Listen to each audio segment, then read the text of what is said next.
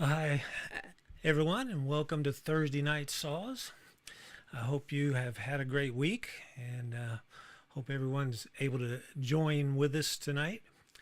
I've got a topic I want to discuss a little bit having to do with what comes first. We've talked about different training aspects. We're going to talk about it a little bit more tonight, but what really comes first when we start to think about what chainsaws are used for and how they're actually put in the process of working with storms and debris removal, firewood, logging, whatever.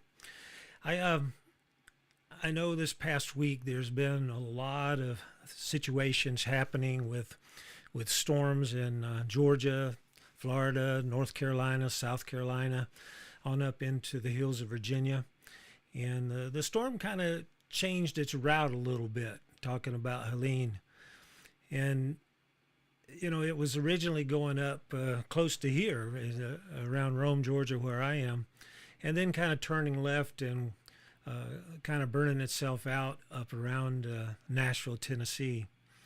But instead, it took a route more to the east, and it went up and a straight path very quickly, and really surprised a lot of folks, and a lot of lives lost, and still a lot of people that are injured in a lot of ways, not only physically but also looking at everything that they've owned and they've built their lives around was gone, and in short order. But I wanted to start off, if some of you switch gears here and leave the chat, is there's a lot of people that can help you out. We're going to talk about some of the other aspects of it, but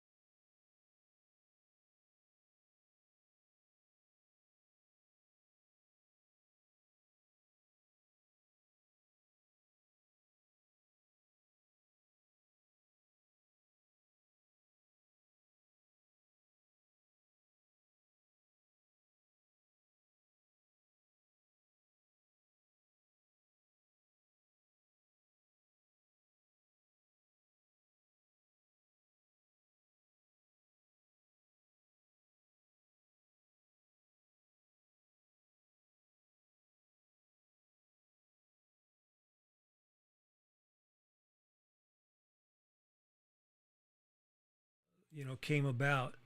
So if you have any questions about those, you can send me an email at info@forestapps.com, or leave comments and we'll get the information to you, or you can use those addresses and go directly to their websites. But I think about all the storms that have happened the past couple weeks, and I think they are a good example to learn from as trying to be prepared for future situations that come about with these storms, and maybe even other types of disasters that take place. And this is strictly my opinion on these things, and you may have your own, and you're welcome to comment on things as we go through these. But some things that I kind of researched a little bit this week, and a lot of discussions were happening on the news and with different individuals around the country. And one of them, I think that what I heard a lot of people disgruntled with the government agencies and FEMA and those kinds, and researching those organizations. They're well funded by our tax base, and they have managers that work with the aspect of getting those things out when a storm or a disaster happens. And they are not actually designed to go in on first response necessarily.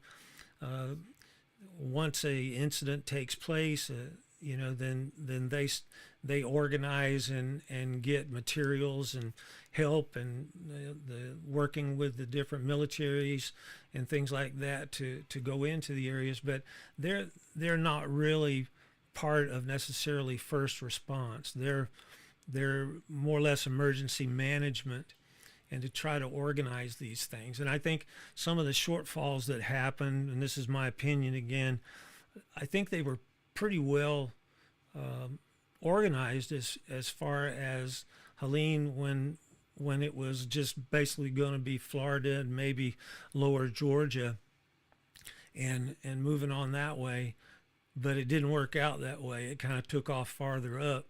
But working with people like the governor in Florida, who is their organization has gone through so many disasters that they are so well equipped. They know the steps to go down through and put in place ahead of the storm to be able to manage people and save lives, and cut down a lot of property damage, and then start rolling into the cleanup processes that take place. And I think FEMA had worked very closely with them over many storms in the past, as well as Helene, to be able to be ready when a storm hit there. I think what it was is it surprised everybody. It was just very fortunate, I think, that groups like Samaritan's Purse, because it's kind of in their headquarters area in North Carolina, are so aware of what needs to take place with people, not only physical needs but also spiritual needs, and just loving the people and sharing God's love to be able to cut down a lot of the reactions to disaster.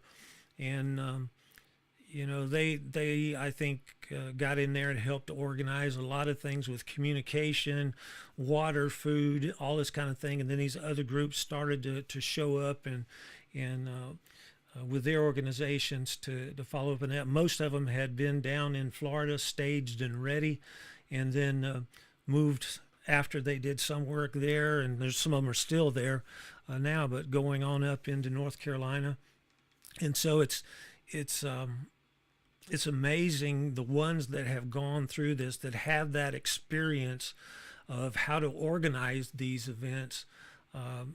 Did an excellent job of cutting a lot of the situations that come about in more or less when people are all kind of delusioned with what should happen, but all the deficiencies and things that fall through. And I will say that whatever they probably learn from every storm, as we learn daily about what better things to do in life. So those things happen. The real, from what I understand, the first call to duty when a storm is about to happen and take place is the city, county, and state role in preparation for the storms. And so there's going to be some county and city situations that are a lot more organized and prepared because of the managers that they have, whether it's state officials or government officials, or whether it's boards in a town, or city councils, those kinds of things. Hopefully, we all have those outlines of what need to happen, when storms like this happen. Although in North Carolina, they never expected so much rain in short order that was going to cause all of that flooding and land erosion and the houses going and people not being able to get themselves out, because it just happened all of a sudden. But if we start to think about how that's organized, city, county, and state, when we see that the weather and those officials are telling us what to expect or could possibly happen, we either have to have the experience to be able to handle it on our own, or we need to think about taking and adhering to what they're saying, because they do have somewhat records of what takes place. People have also talked about the environment is changing and all of these things, but as Governor Florida was saying today, is he had researched back on many storms, and I did this over the past year or two also, is looking to see what was the highest temperature in December for Anchorage, Alaska, or you look at how hot it was in California, and you start to look at, it's a big cycle. The weather situations have happened. There major floods and things from the 1800s and those kinds of things. They're not new. Those things have happened. It's just in the cycles of how the weather turned and how the temperatures of the water came about and all this kind of thing that changes all the time. So it's something that we're never going to be able to control. Some of the things with pollutions and those kinds of things, like water damage and all this kind of stuff that happens, yes, we may be able to work on that. And I think most companies are in the United States nowadays. But it's something where that's all part of the planning process, to look at what we need to do when these, just huge events take place. And then, what's the responsibility of the relief groups? And you have, just like as we pay taxes, if we have people that give to these different organizations where they can do their job, then it's something to think about, that they need to have the attitude that they're not there to do things for you. They're there to help you. And so the meals and the waters and the helicopters and all these kinds of things, those are all things that we need to really look at as understanding what those roles are. And most of the relief groups that I've worked with, from a chainsaw standpoint, they're to come in and help homeowners and landowners to be able to get access to different areas in some extent, or really in many cases they're not there for all access except for driveways and those kinds of things, but to help that homeowner clean up and to show love to them, that they understand that people care.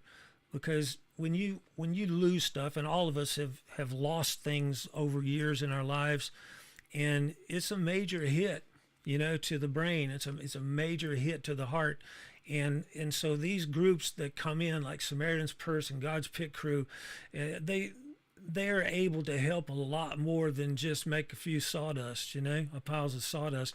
They can help to clean out your yard, but they can also help you to kind of clean out your heart of some of the disrespect and the damage that these storms and things can cause sometimes.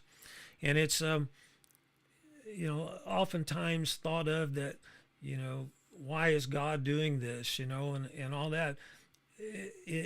He never said it was going to be easy, but it's something to where these people have all gone through things in their lives, as I have, and you have in some extent, and you can be able to really step back and realize that you're live, that property really doesn't matter. It's something that family and property, aren't the same thing. It's the love that we have as human beings that really makes a difference. And yeah, we're going to have people with different attitudes towards explaining and understanding that, but that's where stepping back and helping others can be able to make a huge difference when storms hit.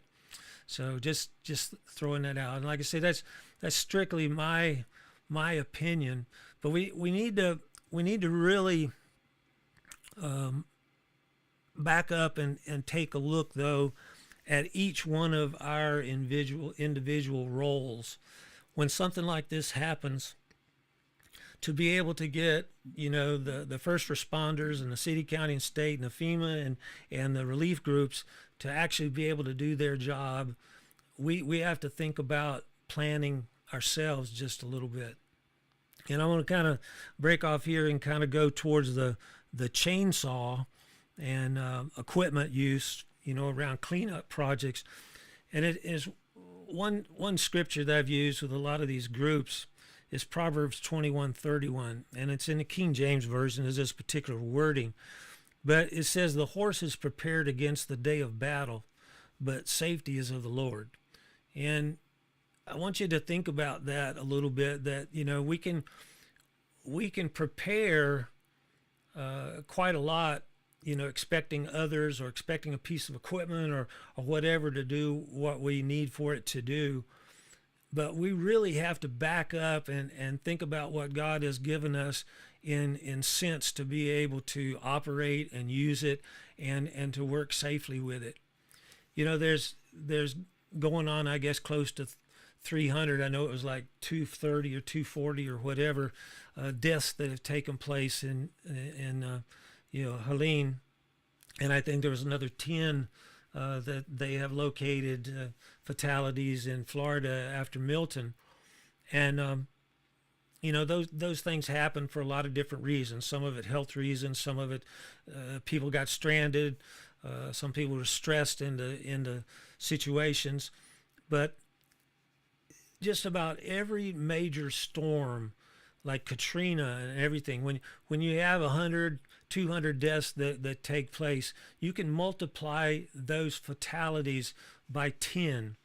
And I've even heard as much as 15 when it came to some of the things that I've read. 10 to 15 times the number of fatalities and serious injuries are taking place in the cleanup processes. And so it kind of, and I hear this from a lot of professionals logging and tree care, when I see a pallet of chainsaws sitting on the back end of a truck that's going out to a disaster area, and I start to think, oh my goodness, you're giving people the possibilities to really hurt themselves if they're not trained on that. And it goes back to the whole thing of thinking through about the city, county, and state. If they're not trained to handle the work out there, what's going to happen? They're going to have issues, either with equipment or injuries to their personnel. I always say this in a lot of training classes is thinking about where would it be if the fire department didn't do as much training as they do when they get ready to go put a fire out and they don't know how to turn on the pump, or a police officer doesn't know how to use their taser or their handgun. I mean, what's going to happen if they don't constantly go through training to keep themselves up? And some tools, some people don't need to have, and others need to plan ahead to say, I've got so and so that I can contact, or so and so can come help me, or if this happens, will you come and help me? And that's where a lot of these groups have come in, as far as the disaster groups like Samaritan's Personal is those organizations are taking the time to train their leaders, and then train them to be able to take basic training and safety to the operators of the equipment on their deployment sites. And that's the key to it. So going back to the one person responsibility there, and I want to get to some questions here in a minute if there are any, but I want you to think about that. If you have a tool, whether it be a chainsaw or loader or whatever that it might be, can you use it? If you have a tool, can you use it? It's not just something that's sitting in the garage or the carport and you got it for one stick of wood or whatever. When I say can you use it, have you looked at all the aspects of the planning processes and maintenance processes for that piece of equipment? Because I see, these new saws even coming off, people putting them together, putting gas and oil in them and starting them up, and they've got a chain on there, and maybe they've got extra chains, I don't know. But how long is that chainsaw going to stay sharp if that operator has no idea what causes it to get dull? And so, working on stuff that has been covered in mud and sand and all that kind of stuff, it's a very fruitless effort to go through and expect to be able to clean up much when it comes to someone who can't sharpen a chainsaw, or at least have awareness to be able to get it to somebody or have somebody do it. But when a storm hits, there's no time for that. You've got to be prepared for it before it goes to battle. And I had one group a couple years ago that they had changed over from gasoline saws to electric saws on their work vehicles, and the training that we were doing was out, and they brought their gas saws. Well, they had used the gas saws on a storm a few months prior, and when they had them there, the filters were clogged up, the saws were dirty, the chains were dull. They said, well, we don't use these anymore. We use the electrics more time, but we still use these with storm cleanup and stuff, access areas. I said, well, what if the storm happens tonight? What if the storm happens today? You're not ready.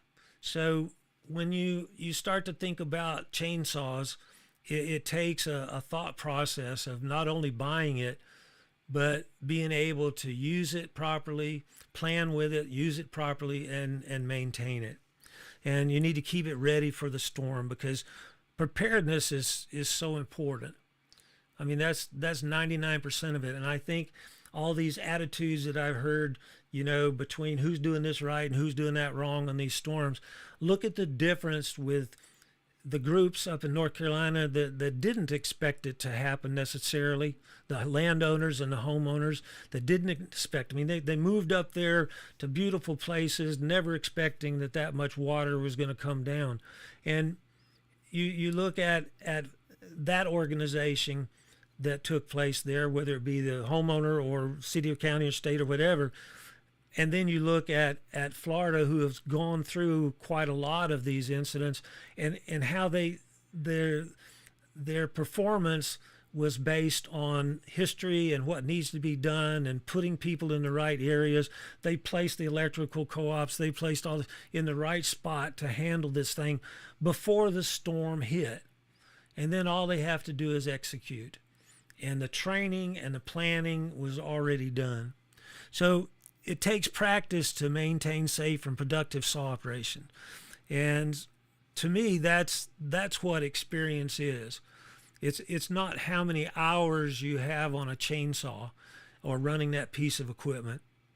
It's how have you learned about that piece of equipment, how have you been trained on that piece of equipment, whether you train yourself or somebody else trains you, and then you practice it and maintain that piece of equipment so it's always prepared to go to battle. And I think that's really the key that we need to think about this week and over the past couple of weeks with these storms. But you have to have awareness of important planning processes and then practice it to be able to administer the work safely and productively. And I think that's the key to it. And it's something where I think it goes back to another scripture that I think of often is if my people who are called by my name will humble themselves and pray and seek my face and turn from their wicked ways, then I will hear from heaven and I will forgive their sin and will heal their land. And that's from 2 Chronicles 7:14. And that's the whole thing, that we have the ability to do quite a lot if we're seeking the right things. And I challenge you all and strongly recommend that, now that these storms are over and there's going to be several weeks and probably months of cleanup and rebuilding and things that's going on here, that you think about a new focus for all of your friends and relatives and everybody you come in contact with, to think about, do you have the necessary items, the water and the emergency kits and all this kind of stuff, generators or whatever, and learn how to use it, learn how to store it, how to use it.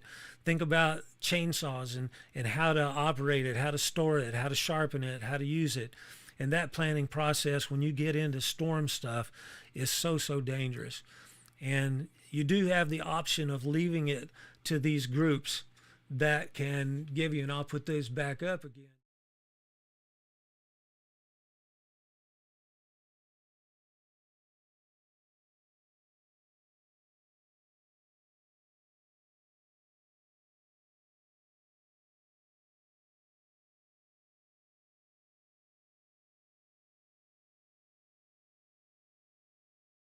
Really maximize the safety and productivity. And so they enjoy what they do, and that's an important thing also. And a lot of times when something bad happens to us like that, it's hard to be able to get the knowledge going in the right direction if we're not tuned into it. So let these people help, and if you have the option, join in with them, get the training from them, and be part of their organizations, volunteer groups, and you'll see that it can be quite a big plus should these storm situations happen. Hi, Robin. Hope you're doing good. Let's see. Oh, I muted when it came up with the list. That is possible. But hopefully it came back. All is good now. So it may have not came up there. I just went over the names there. So those are all names that those are the addresses. You can reach them by internet. And so they all have websites that you can sign up and find out more about the organizations, how to contribute, and how to work with. I know you have with God's Pit Crew out in Texas. So. And be prepared. Yes, sir. That's the Boy Scout motto. And I appreciate you being part of the help there. I know Chris has talked about you several times coming and helping out with the saws and making sure that everything was in good shape on their trailers. And that's important because problems do come about. Saws have to be repaired and readjusted, and chains have to be sharpened. So a lot to do. But I don't see a whole lot there, and I wanted to kind of keep this kind of short tonight.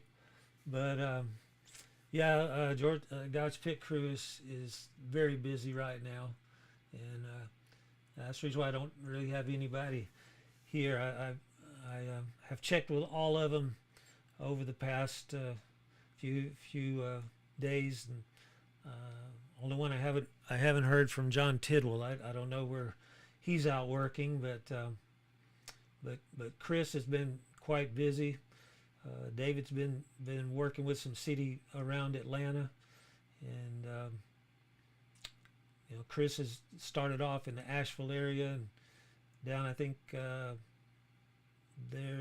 think he's still in Asheville. They've got a group down in Valdosta, and they'll probably be going on into Florida some too.